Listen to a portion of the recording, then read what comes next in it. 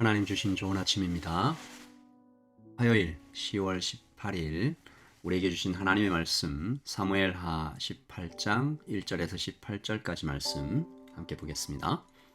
이에 다윗이 그와 함께한 백성을 찾아가서 천부장과 백부장을 그들 위에 세우고 다윗이 그의 백성을 내보낼세 3분의 1은 요압의 휘하에 3분의 1은 수리아의 아들 요압의 동생 아비새의 휘하에 넘기고 3분의 1은 가드 사람 이때의 휘하에 넘기고 왕이 백성에게 이르되 나도 반드시 너희와 함께 나가리라. 하니 백성들이 이르되 왕은 나가지 마소서.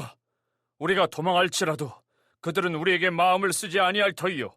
우리가 절반이나 죽을지라도 우리에게 마음을 쓰지 아니할 터이라.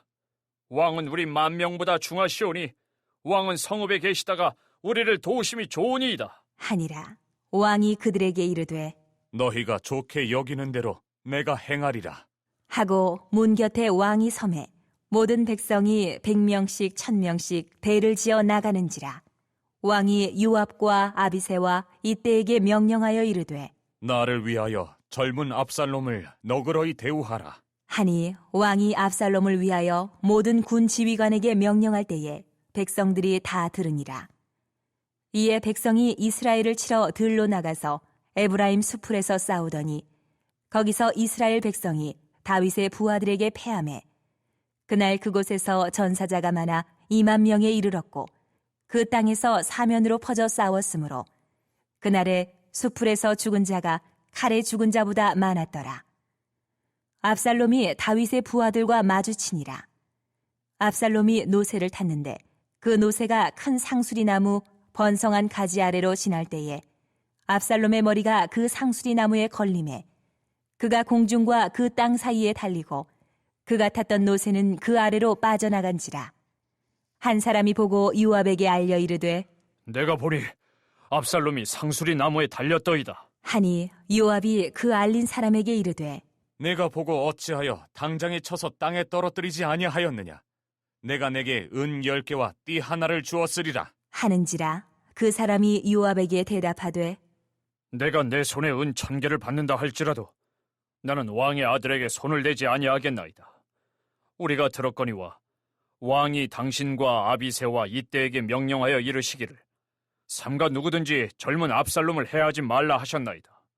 아무 일도 왕 앞에는 숨길 수 없나니 내가 만일 거역하여 그의 생명을 해하였더라면 당신도 나를 대적하였으리이다. 하니 요압이 이르되 나는 너와 같이 지체할 수 없다. 하고 손에 작은 창 셋을 가지고 가서 상수리 나무 가운데서 아직 살아있는 압살롬의 심장을 찌르니 요압의 무기를 든 청년 10명이 압살롬을 애워싸고 쳐 죽이니라.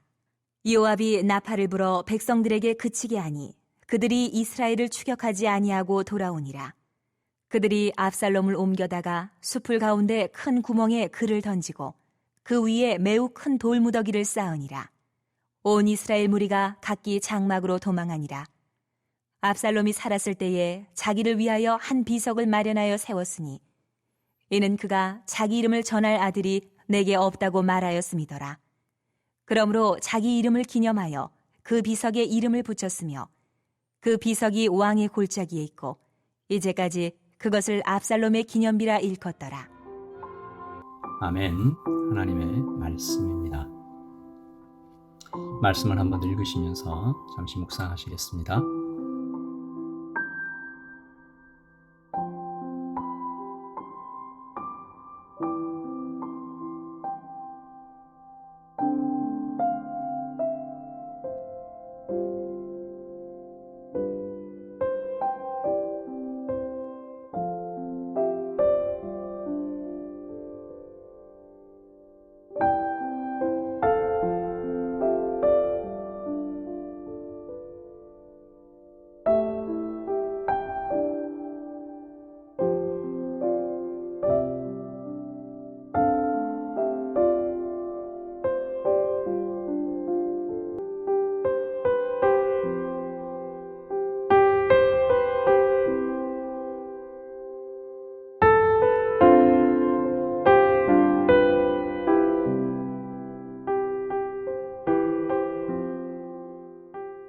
일주일 만에 뵙습니다. 그간 잘 지내셨죠?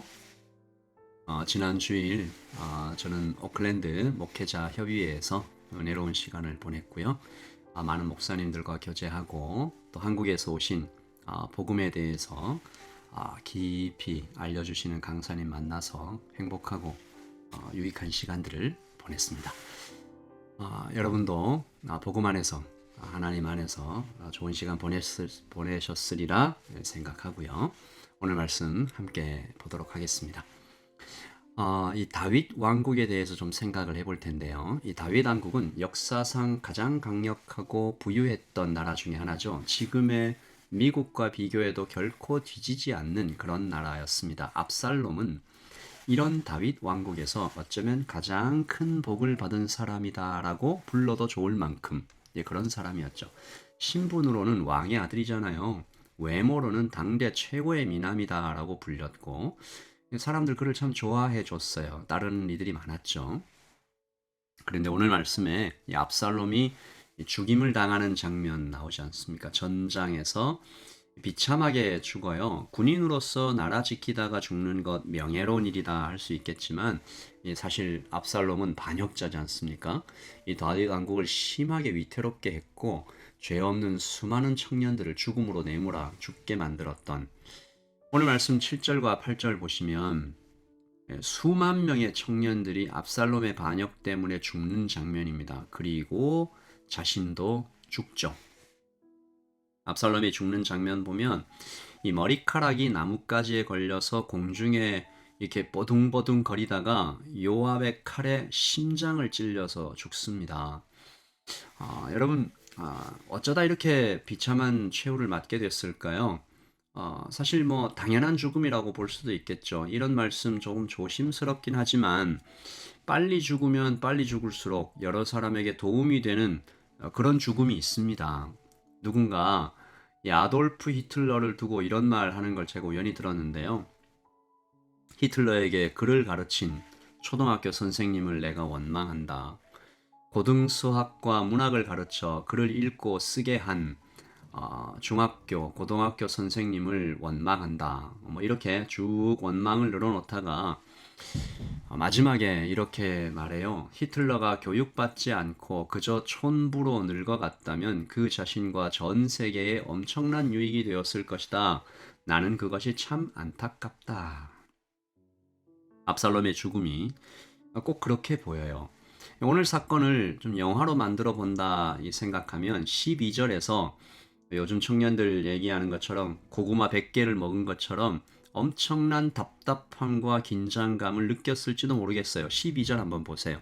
그 사람이 요압에게 대답하되 내가 내 손에 은 1000개를 받는다 할지라도 나는 왕의 아들에게 손을 대지 않겠나이다. 이게 무슨 말이에요? 지금 압살롬이 공중에 걸려서 대롱대롱 매달려 있는데 못 죽이겠다는 겁니다. 말씀 하반절 보시면 왕이 당신과 아비사회와 이때에게 명령하여 이르시기를 삼가 누구든지 젊은 압살롬을 해하지 말라 하셨나이다. 다윗이 압살롬을 죽이지 말라 한 거예요. 그러니까 이 악인 중에 악인 온 나라를 위험에 빠뜨린 이 압살롬이 다시 살아나서 이게 빠져나갈 저러다가 압살롬 안 죽고 다시 살면 어떻게 되나 답답하죠. 그런 순간에 14절입니다. 요압이 이르되 나는 너와 같이 지체할 수 없다 하고 손에 작은 창 셋을 가지고 가서 상수리 나무 가운데서 아직 살아있는 압살롬의 심장을 찌르니 이 사실 영화에서 보면 박수칠 장면이잖아요. 그만큼 압살롬이 악인으로 나타나 있다라는 거죠. 저렇게 되고는 싶지 않은 전형적인 악인의 결말입니다. 누구도 슬퍼하지 않고 아쉬워하지 않는 존재가 된 압살롬의 죽음은 이 사건의 해피엔딩의 필수 조건이었습니다. 압살롬은 꼭 죽어야 할 이런 사람이라고 생각될 수 있겠죠. 그런데 말씀을 묵상하다가 갑자기 제 안에 훅 쳐들어오는 생각 하나가 있었습니다. 압살롬은 다름 아닌 나였구나. 내가 압살롬이었구나. 또 여러분입니다. 무슨 말씀인가? 제가 어디가 당대 최고의 미남이고 사람들에게 엄청 인기가 있고 막대한 부를 소유한 뭐 그런 사람인가? 아니면 내가 언제 아버지를 배반하고 사람을 수없이 죽인 잔인한 범죄자인가? 내가 어디가 압살롬과 닮았나? 그렇게 생각할 수 있죠. 하지만 잠시 보면 그럴 수 있지만 다시 보고 자세히 보면 압살롬에게서 내가 보여요. 당연히 여러분도 거기 있습니다.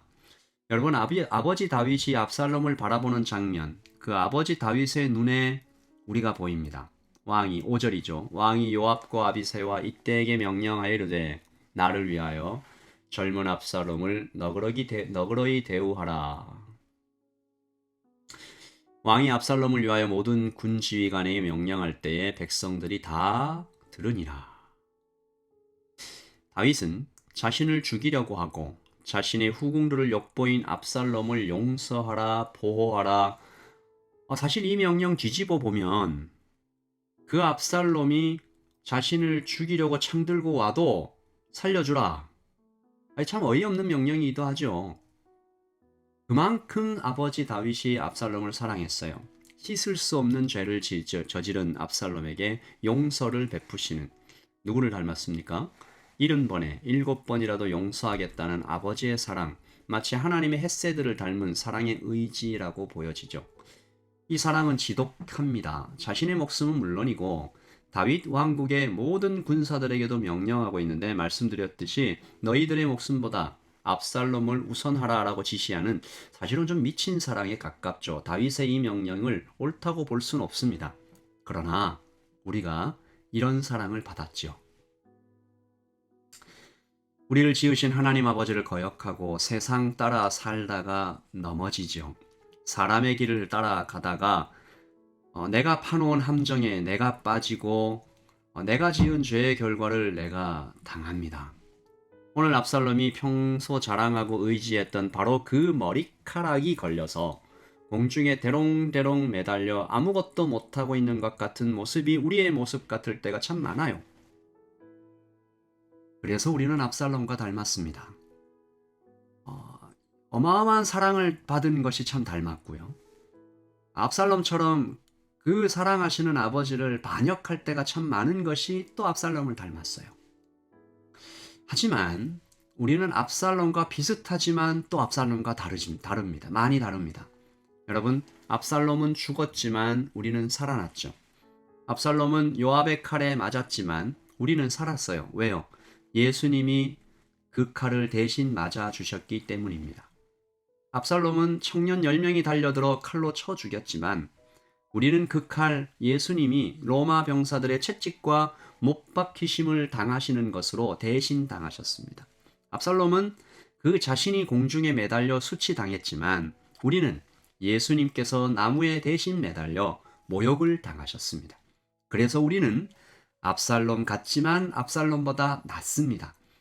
우리가 압살롬의 외모와 능력 그 어떤 것들보다 뛰어나서가 아니라 우리 아버지가 그의 아버지보다 더 크시고 더 사랑이 많으셔서 우리는 안전합니다.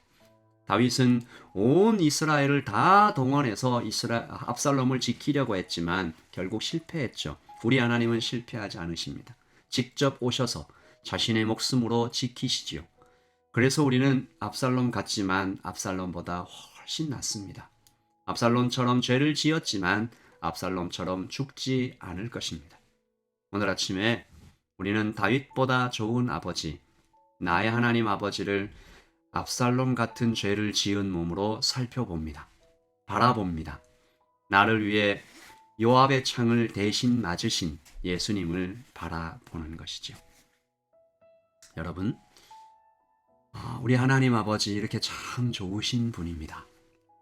우리 라이트 처치 성도님 가운데 갑자기 어머님을 잃고 한국으로 급히 떠난 성도님 계십니다.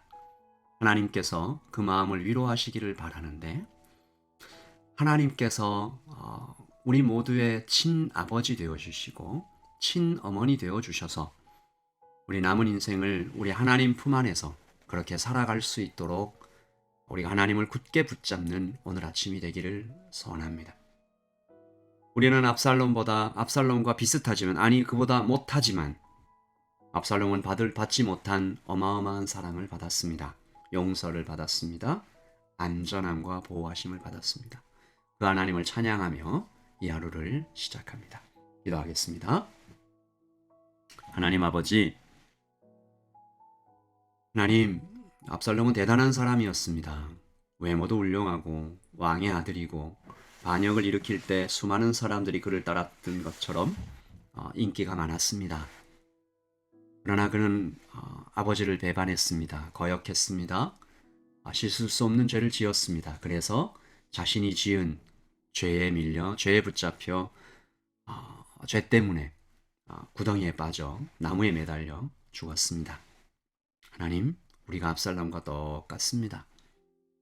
어마어마한 사랑을 받았지만 그 사랑 거역하고 주님을 배반하고 하나님, 믿음의 길을 잘 가지 못하고 시간의 시험에서 날마다 실패합니다.